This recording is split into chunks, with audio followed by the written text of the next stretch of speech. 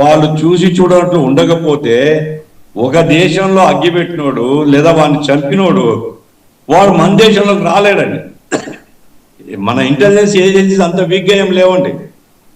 ఎవడెక్కడున్నాడో కనిపెడుతుంటారు. అందులో ఇట్లాంటి prominent persons ను ఇండియాలో ఉంటున్నాడంటే ఇప్పుడు హసీనాను మనం ఆశ్రయం ఇచ్చినాం, అధికారయుతంగానే ఆశ్రయం ఇచ్చాం మనం. వాళ్ళు ఏం చెప్పినా మనమే అప్పచెప్పడం లేదు.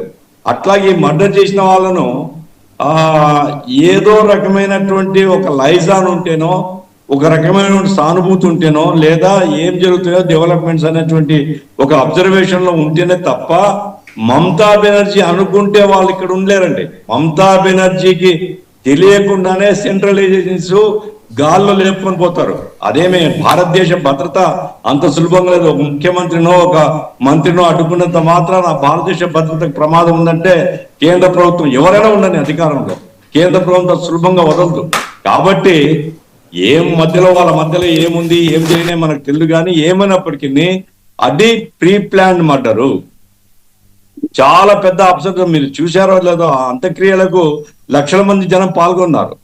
అది టర్న్ అయింది ఎవరికి? బిఎన్ఎస్ కు అనుకూలంగా. కాబట్టి బంగ్లాదేశ్ యొక్క రాజకీయాల్లో ఈ మర్డర్ ఒక కీలకమైనటువంటి పాత్ర వహించింది. ఆ మర్డర్ వెనకాల ఎవరున్నారు, ఆ మర్డర్ చేసినటువంటి వాడు బెంగాల్ ఎందుకున్నాడని it has to come public లోకి రావాల్సినటువంటి అవసరం ఉంది. ఏమైనప్పటికీ మమతా బెనర్జీ రాజకీయాల్లో ఆమె దుందుడుతనం, అరాజకత్వం, మేనల్ని అన్ని విధాలా ప్రోత్సహించడం, అవినీతి, అన్ని పోస్టులు తమకే అనేటువంటి పద్ధతి, చిట్స్ లో కుంభకోణాలు, ఆ కేజీఆర్ హాస్పిటల్లో జరిగిన ఘోరం, ఇవన్నీ కూడా ప్రజల్లో పేరుకుపోతున్న అసంతృప్తి యొక్క ఫలితంగా ఈ రోజు మమతా బెనర్జీని ఆమెను ఎమ్మెల్యేగానే ఓడించడం కాదు, అసలు ఆ పార్టీని చిత్తుగా ఓడించడం వెనకాల ఇదంతా ఉన్నాయి. ఏమైనప్పటికీ బెంగాల్ రాజకీయాలు ఇంకొంత కాలం చూస్తే తప్ప కుదుటపడవు.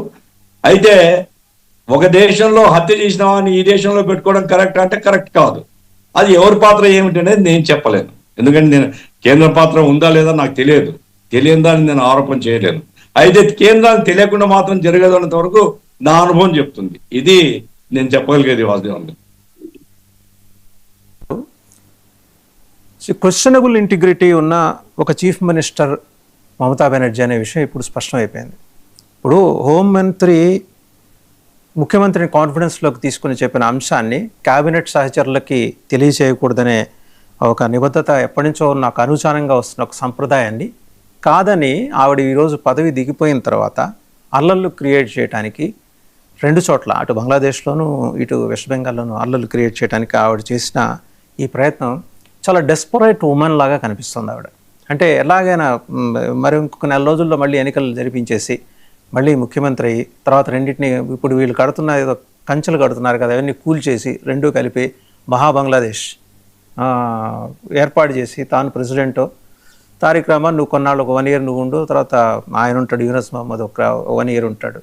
ఎందుకంత ఆవిడ క్రోధం? ఈ జరగని పనే, కానీ ఆవిడ ఆలోచన అలా ఉంది. ఆవిడ ఆలోచన అలా ఉంది సార్. ఆమె ఢిల్లీకి వస్తుందంట. ఈ రోజు పత్రికల్లో చూసాను నేను, పార్లమెంట్ పోటీ చేస్తుందట, ఢిల్లీకి వస్తుంది. అంటే ఢిల్లీని కూడా కలిపేస్తున్నాం రేపు బంగ్లాదేశ్ పవర్ అండి. రేపు ఢిల్లీని కూడా కలిపేస్తుంది బంగ్లాదేశ్ లో. రవికిరణ్ గారు ఏమైనా జాతీయ భద్రతకు సంబంధించిన విషయం, ముఖ్యమంత్రిగా పనిచేసినప్పుడు రోజుల్లో ఉండే విషయం ఆమె బయట పెట్టడం తప్పు. అంతవరకు రవికిరణ్ తప్పదు సార్. వాసుదేవన్ గారు, ముందుగా మీకు తోటి ప్యానలిస్ట్ కి 9 టీవీ వీక్షకులందరికీ శుభోదయం అండి.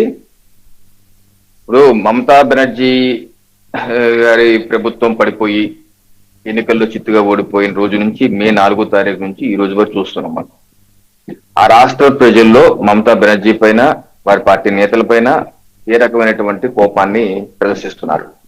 మమతా బెనర్జీ ఆఖరికి కోర్టుకి వెళ్ళినా సరే, ఒక లాయర్ గా కోర్టుకి వెళ్ళినా సరే చోర్ చోర్ చోర్, దొంగ దొంగ దొంగ అంటున్నారు. వాళ్ళ పార్టీ ఎంపీలు ఇది మొయిత్ర లాంటి